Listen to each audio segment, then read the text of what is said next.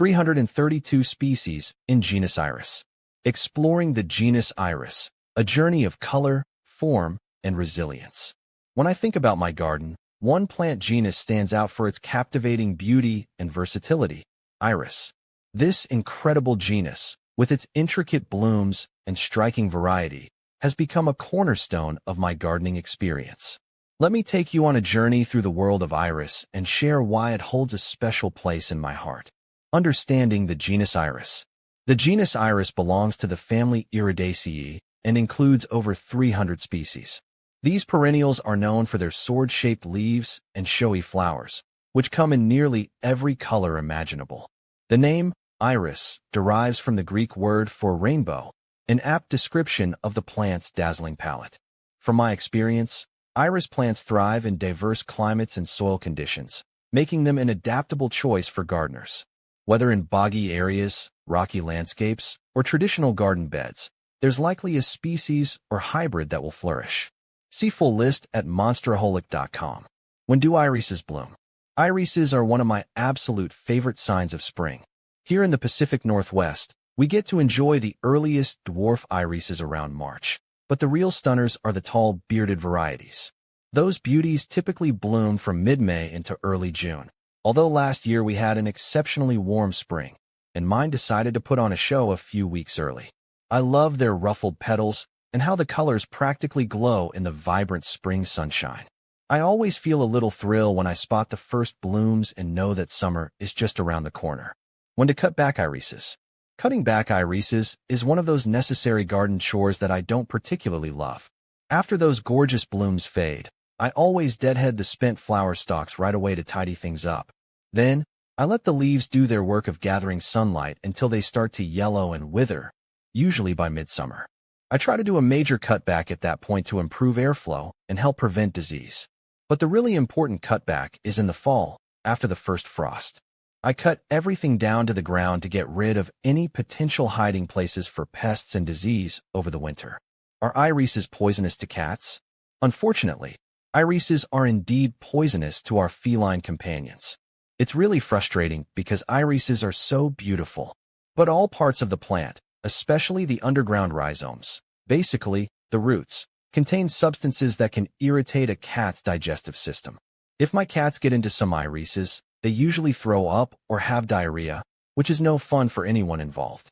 I try to be really careful not to plant irises where my curious kitties can reach them or to bring cut blooms inside where they might be tempted to take a taste. Are irises poisonous to dogs? Sadly, yes, irises are considered toxic to dogs too. While they're usually not deadly, they can still make your pup pretty sick. All parts of the plant contain compounds that can irritate a dog's digestive system, and sometimes even their skin. I've heard of dogs drooling, vomiting, or having diarrhea after chewing on irises. For me, keeping them out of areas where my dog plays is important so I don't have to worry about any accidental snacking. How to grow irises. Growing irises has to be one of the most satisfying gardening experiences. They're surprisingly easygoing plants. The key is to get those thick, fleshy rhizomes planted in the right way. You want them to be partially exposed to the sunlight, with just the roots buried beneath the soil. I always plant mine in the fall so that they have plenty of time to establish before the following spring's blooms. Other than that, you mainly need to make sure they get enough sun and water, and you'll be rewarded with gorgeous flowers come springtime.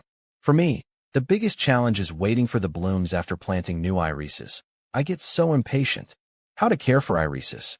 I find irises to be remarkably carefree considering how beautiful their blooms are. The biggest thing is to give them a sunny spot with well-drained soil. Soggy conditions can lead to rot problems, so I like to plant them in raised beds if my soil is on the heavier side. Other than the occasional deep watering during dry spells, I pretty much leave them alone until after their spring show. Then, I do some maintenance like deadheading spent blooms, cleaning up dead leaves periodically, and dividing them every few years to keep them blooming their best. Do irises need full sun? For the most part, irises are definitely sun lovers. They generally need at least 6 hours of direct sunlight each day to thrive. That's the key to getting those stunning blooms. I've even noticed that mine produce more flowers in years when we have particularly sunny springs and summers.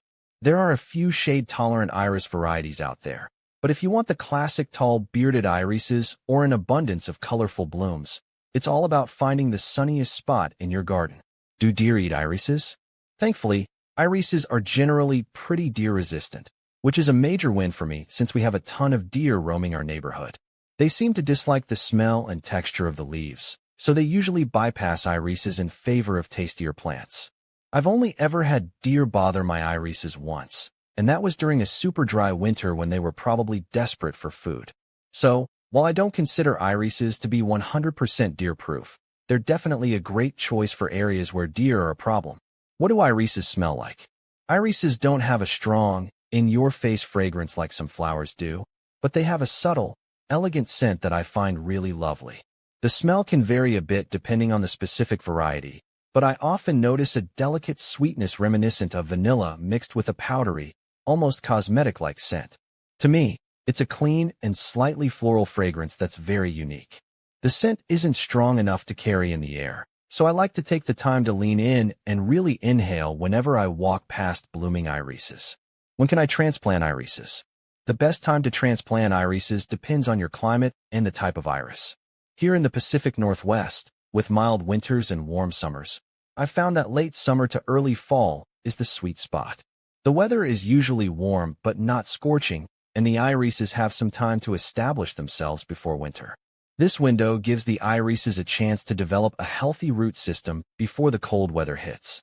That way, they'll be nice and strong come spring and ready to put on a spectacular show. Why are my irises not blooming? The frustration of bloomless irises. I've been there, and it's always a bit of a puzzle to figure out. Some of the most common reasons for a lack of flowers include not enough sun.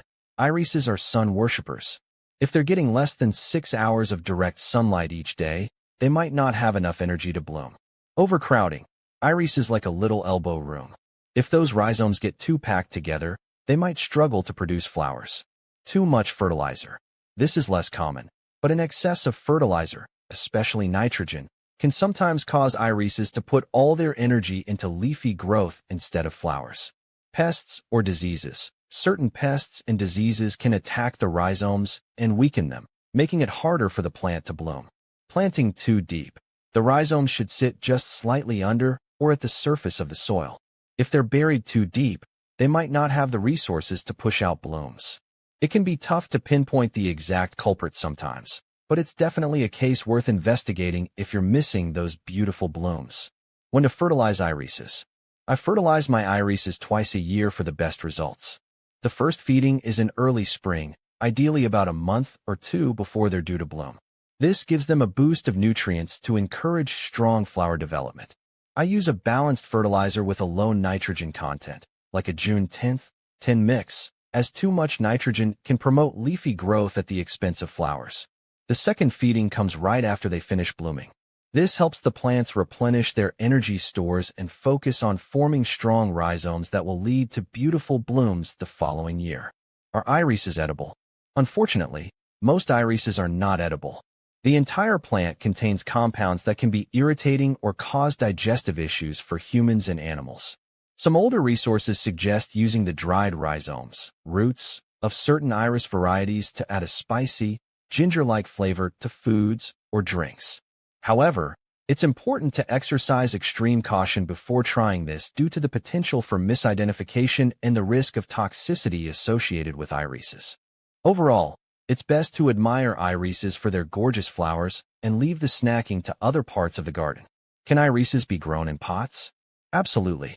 Irises can definitely thrive in pots, making them a great option for gardeners with limited space or those who want to enjoy their blooms up close. Dwarf iris varieties are particularly well suited for containers, but even some of the taller, bearded varieties can perform well with the right care. When choosing a pot, make sure it's big enough to accommodate the iris's root system comfortably and has good drainage holes. A well-draining potting mix, plenty of sunshine, and regular watering are key to keeping potted irises happy and blooming beautifully. Iris versus lily. Lilies, to me, are the delicate princesses of the garden. Their petals are soft, almost translucent, and they come in such an ethereal range of colors. Irises, on the other hand, are the bold, dramatic divas. Their petals are thick and velvety, and they command attention with their striking patterns and rich hues. I find myself drawn to the elegance of lilies, but I can't deny the raw power of an iris in full bloom. Iris versus bearded iris. I've always had a soft spot for the bearded iris. There's something almost mischievous about that little tuft of hairs on their lower petals. They add a touch of whimsy to a flower that is otherwise quite stately. Regular irises are beautiful in their own right, but they lack that playful element that makes the bearded variety so endearing. Iris versus Gamera. Gamera is a giant, fire-breathing monster, not a flower. There's no comparison to be made there. Iris versus fire iris. I've never seen a fire iris, but the name conjures up images of a fiery, passionate bloom. Irises are already known for their vibrant colors, so a fire iris must be something truly spectacular. I'd love to see one someday. Iris versus gladiolus. Gladioli are tall and imposing, like soldiers standing at attention. They're beautiful in their own way, but they lack the complexity and depth of an iris.